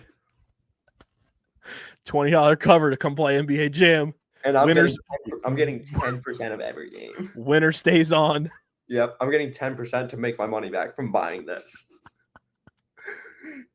I'm putting my That's whole paycheck next hysterical. week to a tattoo and NBA Jam. Kyle, Oh I'm my not gonna God. hate you tomorrow. That's so fun. I'm gonna get like an Instagram DM from your mom. You're like, what did you do? Mom, don't blame Kyle. I actually do. Like, that's not bad. I'm adding this to I might add this to my Christmas list. Oh, dude, it's getting added to every list. Like, that's like a legit NBA Jam machine. Dude, it is. Dude, dude, if you would have let me know like 2 days ago for Amazon Prime. Oh no. If I would have seen that, like, but still, like, it's not bad. It's not bad. Hold on, I'm viewing it in my virtual thing. Okay. Oh, here we go. It's pretty big, pause. Yeah, it's like 5 feet tall. Yeah, bro. Like, I'm looking at it right now. This is pretty legit. Pretty legit. Dude, there's gonna be so much shit talking if I get this. There's gonna be so many fights in my room. You're gonna have Mom, like I'm you're gonna have sorry. people knocking on the door. You're gonna have like one of those slide things for just your eyes and be like, "What's the password?" Yeah. It's like Mom, I'm there's sorry. a different password every day for people to come play NBA Jam in your dorm room. Mom, I'm sorry. I'm not going to college without this. I will do some unspeakable things for this. Oh, that's hysterical. That's When you were like hysterical. talking about it, I was thinking at least a grand. 500 isn't bad 500 at is all. not. And it's like that's not bad. That's not bad at all. Mom, my mom's gonna be so That's so pissed. funny. It's so funny. Oh my God, that's hysterical. Yep, that's where my paycheck's going. And it's a color monitor too. Yeah, bro. Like that's like what you would see at an arcade. Yeah. Get some chairs. Get like the stools. Yeah, bro. Dude. My and then I still have like a 7-foot basketball hoop in my room. I don't think I've ever showed you. I had like a 7-8 foot basketball hoop in my room. That's amazing. Here, I'll Yeah, try I to- mean, like, all right, why does it say Android? I don't know why. Kyle, I sent you what I had in my room last year. That was just in my room. Let's see. Jesus. Dude, Boys getting shots up. We would play King of the Court and people would like come out bloody. That's so funny. Dude, like they even have like Pac-Man machine for the same amount. Like I'd be a fiend on the Pac-Man sticks. Dude, I'm getting this. Mom, I'm so sorry. Like there's so many. Oh, it's unavailable, but they do have an NFL Blitz one. Oh. That's so sick. That's so sick. Damn. Yeah, also you can leave us a voicemail or drop a comment in the comment section. Your favorite arcade game. Would love to know that. We're gonna make a graphic for social for that too. But leave us a voicemail, speakpipe.com/underground sports Philadelphia. And Jacob, our favorite thing to crack open when we're playing our arcade games is our friends over at Kenwood Beer, the official beer partner of Underground Sports Philadelphia. It's a refreshing light beer, just 4.1% ABV, 120 calories, just 8 grams of carbs. You guys can go to kenwoodbeer.com, use the Kenny Finder to see who's got Kenwood Beer on tap in the Philadelphia, New Jersey, Pittsburgh, Maryland, and Delaware areas. You can also go to kenwoodbeer.com to see who's got Kenwood Beer at your local liquor stores in those markets. And if you're going to the Man Center this summer, you can get Tall Boy Kenny's at the Man all season long as well. Once again, that's kenwoodbeer.com. Must be 21 or older to do so. And as always, guys, please drink responsibly. So you said like favorite thing to crack open while playing games. I'm 20. I don't drink, Kyle. Correct. But I'm just saying for our listening audience. Yeah. Our target demo. I'm a good kid. I would never. Our target demo likes to crack open a nice old Kenwood beer. I try to be a good kid at time to time. Yeah, as you purchase an NBA Jam machine for your That doesn't daughter. make you a bad kid. I'm just a dumbass. Think smarter, not harder. Exactly. Jacob, I was talking to you before we started recording, and I just got to go on a rant because I tweeted about it. I've been talking to people about it. I've had enough. I've had enough. It just ended tonight, though. It just ended tonight. Yeah, but now everyone's gonna be doing all the post stuff. I'm sick of it. I'm tired of it. Everything I have learned about what we're about to talk about is against my will. I am so sick of Love Island. I'm over it. It's the dumbest shit ever. Everything I've learned about this show is against my will. We have a guest coming on Wednesday, our good friend Pat Pitts, friend of the program, obviously works here at the company. He's like a fiend on Love Island. And I'm just like, brother,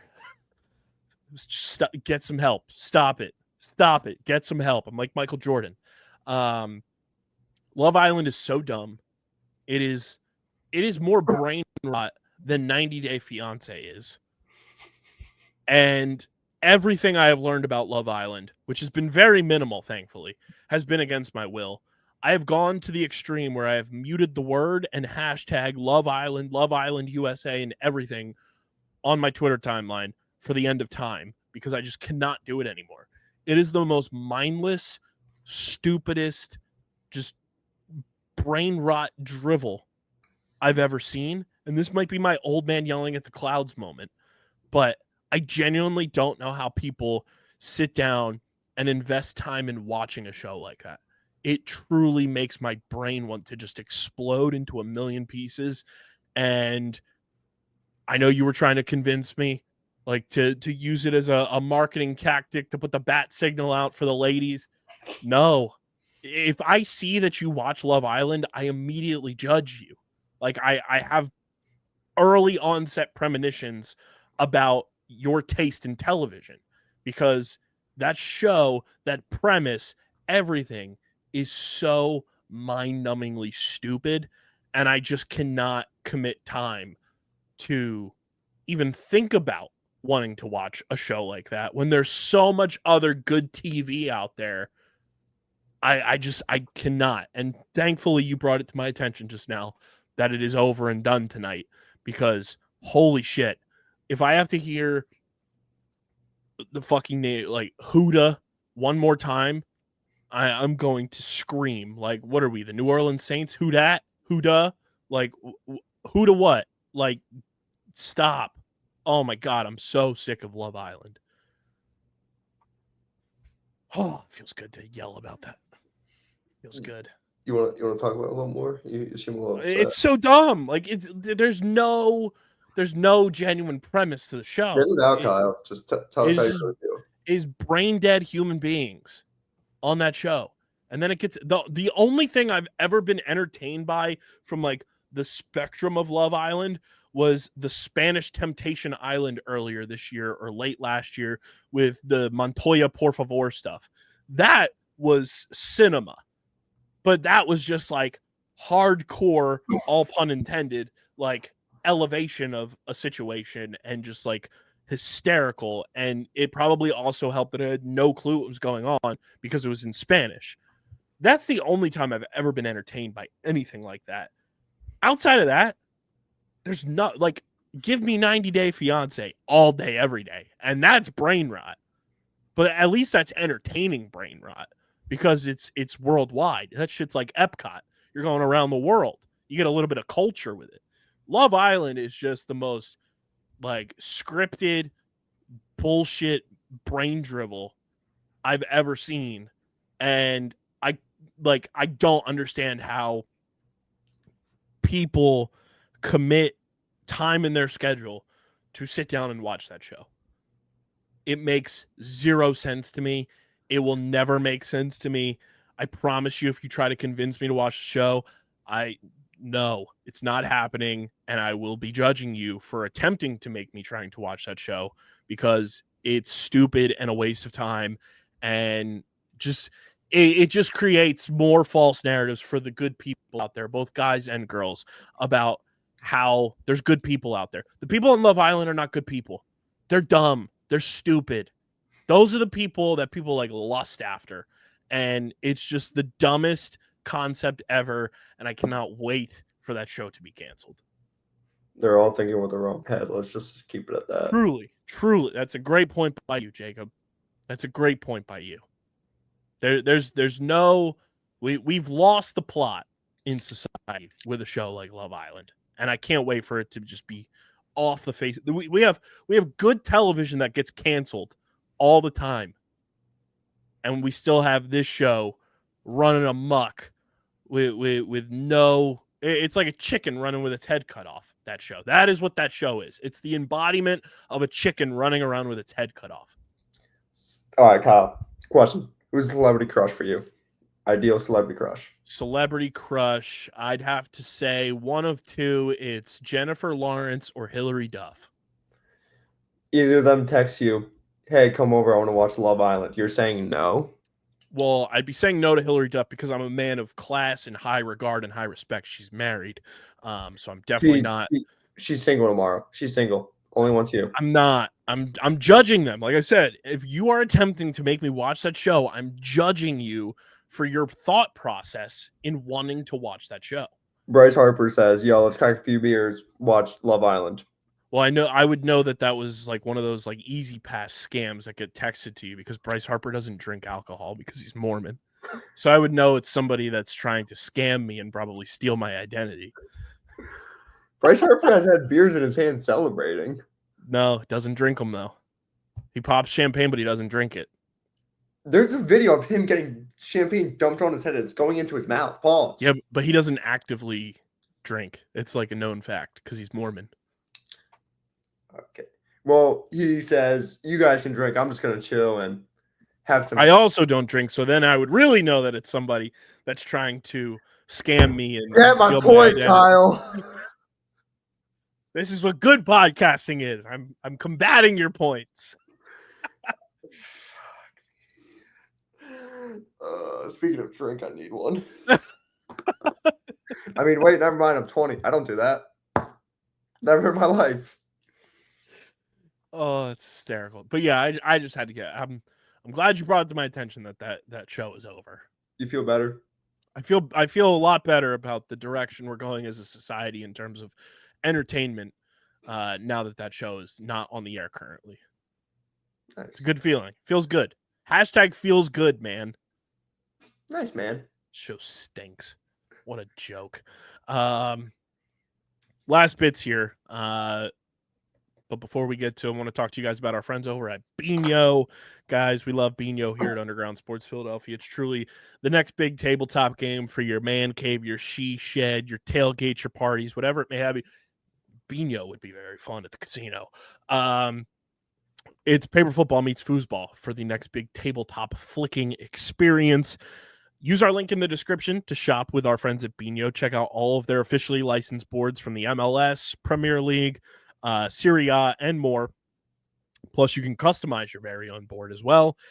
Check out all of the board accessories to get your board fully customized, suited, and booted for your next big event.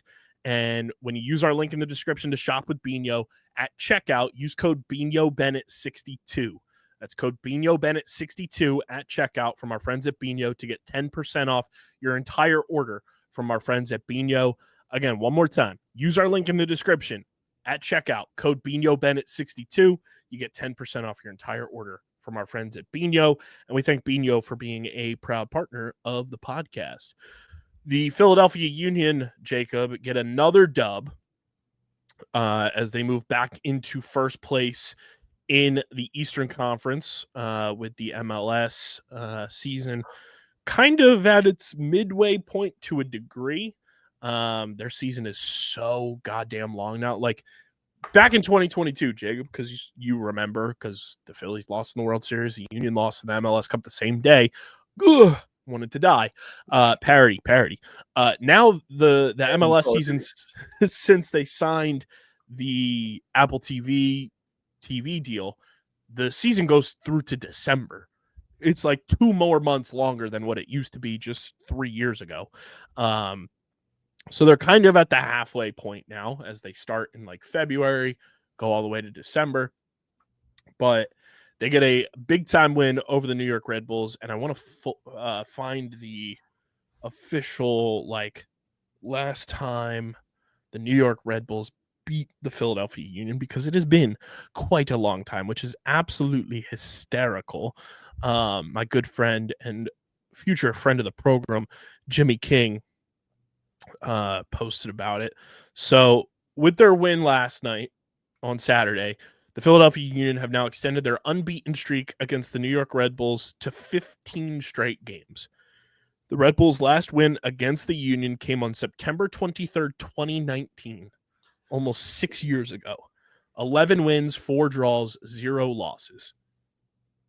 That's what you call dominating a rival. Like, the last time New York in the New York Red Bulls beat the Union was pre-Pandy Wandy. The Pandy Wandy had not even happened yet, and that's the last time they beat the Union. It's been almost 6 years since the New York Red Bulls have recorded a win against the Philadelphia Union, which would have made last Wednesday that much more like cinematic, because it's obviously the U.S. Open Cup against them. And then to go right back at it, if they would have been able to beat New York back to back like that in such a quick turnaround time, would have been so sick. But nonetheless, a huge win for the Philadelphia Union as they improve to 13, 4, and 5 on the season with a plus 16 goal differential, which is the best in Major League Soccer, tied with San Diego FC. They have 43 points. They're top of the Eastern Conference and have the most points in all of Major League Soccer. This team is good, and we've said it for months now, since we've like full send been like, yeah, this team is awesome. Start watching this Union team. Like, they are fun. They're playing a great brand of soccer. They're on a path to win another trophy in terms of the Supporter Shield, and can really make a lot of ruckus when the playoffs roll around. It's just a matter of being able to contend with the other big dogs that are in the Eastern Conference. Cincinnati is a team that's always given them fits. Nashville is a team that's very, very good and beat the Union a couple, like, not even a week ago. Columbus is another team that always gives the Union fits. And then Inter Miami is Inter Miami, and they have Messi and friends. So it's one of those things that you got to kind of be wary of that. But as long as you stay atop the Eastern Conference, like, everyone's coming to you. They got to come to Philadelphia to take you on and be atop the Eastern Conference for as long as you can, and just secure that home field advantage, secure that number 1 seed, and you'll be sitting pretty, when the playoffs do eventually roll around. Union are back at it on Wednesday against Montreal. Then they go on the road against Houston on Saturday, July 19th, and then they come back home Saturday, July 26th to play against Colorado. A lot of home games upcoming for the Union. I think, was it 5 home games in their next 6 matches, which is pretty sweet because Subaru Park, very much like Citizens Bank Park, the home field advantage is elite, and they've got quite a schedule upcoming, going into the rest of the summer, and then obviously into September, October, and then the playoffs will roll around, and hopefully they're making noise like they did in 2022 and really just like be that dominant force of a team that we've seen them be so far this season through 22 games, and just continue to rack up wins. And that's the thing. It's very much like baseball, where people complain about the Phillies and it's like, oh, they only beat up on the Rockies and the Marlins and stuff like that. It's like, that's what you're supposed to do if you're a good team. You're supposed to beat up on the bad teams, and that's what the Union do. They beat up on the bad teams. New York is, a bottom table playoff team. They're in 8th place right now in the East. You're supposed to beat those teams. You're supposed to beat teams like Charlotte, Chicago, New England, Atlanta, DC, Toronto, and Montreal is literally in last place in the East. But then you also got to be able to turn around and beat the Cincinnatis, the Nashvilles, Columbus, Inter Miami, and teams like that. And for the most part, the Union have been able to hang in and be one of those premier teams right now in MLS play. And that's exciting. Plus, they still have the U.S. Open Cup game against New York in August, which got rescheduled from it getting rained out. So Union keep on dooping along, and that's exciting because prophecy seems to continue lining up from 2022. as we sit here in 2025 with those three teams that went to their respective championship games in Philadelphia. But shout out to the Union, another big time win against New York. And again, that's how you dominate a rival, is just continue to beat the ever living hell out of them whenever they're on your schedule. Speaking of dominating, and another team that dominated in 2022 and won the championship in 2022, the Philadelphia Waterdogs. We're back at it this weekend in Chicago. Throwback weekend in Chicago was awesome. Both games for the PLL this weekend were sold out, which is amazing. Or both days, I should say. All four games were sold out because 2-2. But Philadelphia gets a big-time 16-11 win over the Utah Archers, the team that beat them in the 2023 PLL championship. That's the most goals that Utah has allowed all season. Previous high was 13.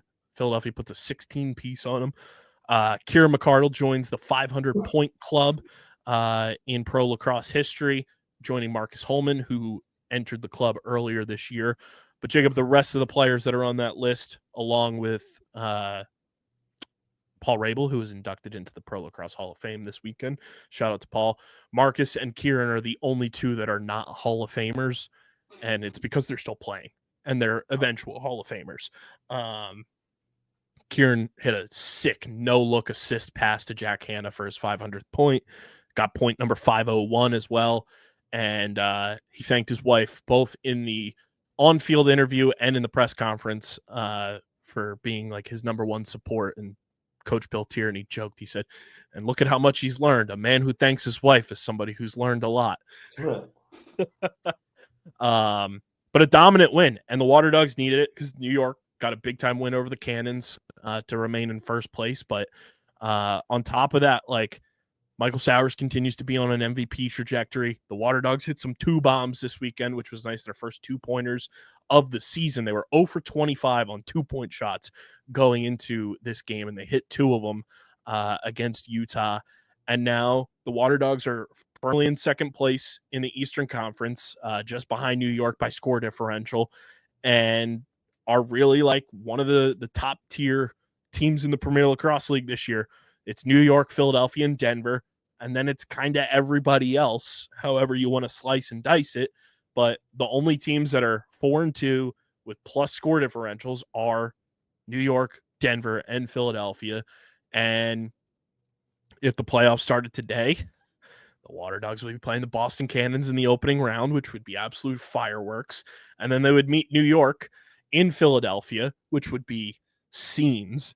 The fact that the semifinals are in Philadelphia this year to punch a ticket to go to the championship in North Jersey, to kind of be the away team per se, because you're the lower seed, but you'd get home field advantage, is kind of sweet. Or if the Waterdogs, as the season progresses, you know, they still have to play the New York Atlas one more time this season. If the season progresses and they can get that number 1 seed, get the bye, and then their first game is a home game, to then you win and you go to the championship would be huge. And you're more than likely going to be playing one of either New York or Boston, which just elevated levels of, you know, just animosity and rivalry. And they're a good team this year. And I tried to tell everyone going into the year that last year was kind of a fluke, only winning 2 games. They've now doubled their win total from last year already through 6 games. And they're playing good team style lacrosse. They have the MVP frontrunner on the team. And they still haven't had the number 1 overall pick in the draft suit up for them yet. CJ Kirst more than likely will be playing this weekend in Fairfield, which, fingers crossed, that's what happens, because I'll be there.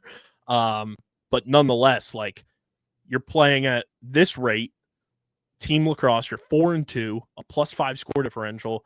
You had the number 1 pick in the draft, and he hasn't even suited up for you yet.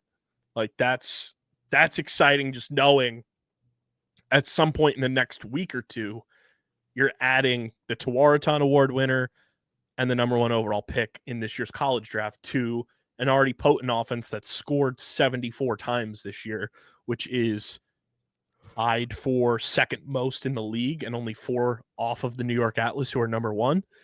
Waterdogs are a good team, everybody. And just like the Union, this is a team that you should be paying attention to. They're on ESPN all summer, and their game this coming weekend is a big one against the Maryland Whipsnakes, who are kind of free-falling right now. And they're playing on Saturday Night Lacrosse on ESPN Plus at 8 p.m. Eastern on Saturday against Maryland. Big-time rivalry game. These two teams don't like each other.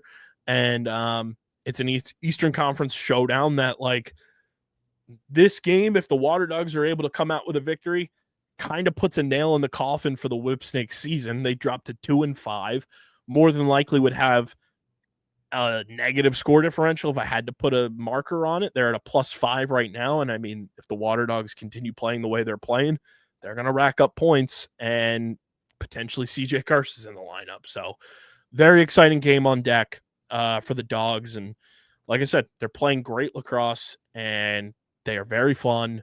They have a guy who emulates Allen Iverson on the field in Michael Sowers, and Kieran McCardle's an all-time legend. So definitely give them a shot if you haven't already. They're a good team and they're very exciting, and they're going to be in the playoffs. And if they finish top 4, they're going to be playing in the championship series in February again, which will be absolutely amazing because then it's another shot at a trophy, and that's all you want in sports. You want to win as many trophies as possible. So shout out to the Dogs for getting a big-time, much-needed win out of the All-Star break. I think that's all I got for you guys. Good show, very fun stuff brought to the table. Make sure you guys are following us on the socials at Underground PHI across the board. We're on every social platform. Subscribe to the pod, Apple, Spotify, wherever you get your podcast in audio form. Leave us a 5-star review. Subscribe to the Underground Sports Philadelphia YouTube channel, youtube.com/@Underground Sports Philadelphia. Live stream, Moonshot Mania, Monday night, 8 Eastern. As you guys are listening to this Monday that you're listening to it, we'll be live on our YouTube channel for the entire Home Run Derby, seeing who's going to win. It's a loaded field.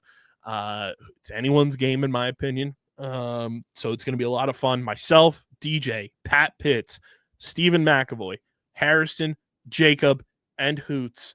A field of 7 for this year's Home Run Derby Moonshot Mania live stream on our YouTube channel. So be sure to subscribe, leave a like on the video, drop a comment in the comment section, and click that bell icon so you know whenever new videos go live. Also, on Wednesday's show, we kind of teased a little bit, but joining us on Wednesday, another wrestling segment with Pat Pitts. Jacob's first soiree into the wrestling brain of Pat Pitts, which will be a ton of fun. Patty Pitts joining us again like he did a couple months ago after WrestleMania to kind of just break down everything that happened. Very excited to have Pat on and listen to him and Harrison kind of just wax poetic about wrestling together. Should be a fun time. So Pat Pitts on Wednesday's show with us that you guys will hear on Thursday, but we'll be recording with him on Wednesday. So you can leave him a voicemail if you're a wrestling fan, speakpipe.com/Underground Sports Philadelphia, and we'll have Patty Pitts answer those voicemails on the show. And guys, this show is proudly presented by the city of Vineland. And whether you are a company looking to expand, relocate, or you're a new business startup, selecting the right location is critical to your success. Vineland, New Jersey offers both an affordable business location and an excellent quality of life. The city's economic development department is a one-stop source for moving your project through the development and approval process. And their goal is to make this process as smooth as possible and to provide the fastest turnaround times in the region. If you're considering potential locations for your operation, contact the Vineland Economic Development Team at 856-794-4100. That's 856-794-4100. Vineland, New Jersey, where it's always growing season. And big thank you to Security 21 Security Systems and Paul J. Gillespie Incorporated for their continued support of this podcast. This has been episode number 759 of Underground Sports Philadelphia. For Jacob, I'm KB. We will see you Monday night live on our YouTube channel for the Home Run Derby. We will see you back here Thursday, joined by Pat Pitts, myself, Jacob, and Harrison. But until then, we are getting the heck up out of here. Enjoy your week. Enjoy the All-Star break. We'll see you Monday night on the YouTube channel for the Home Run Derby. But until then, we're getting the heck up out of here, and we are signing off. Peace.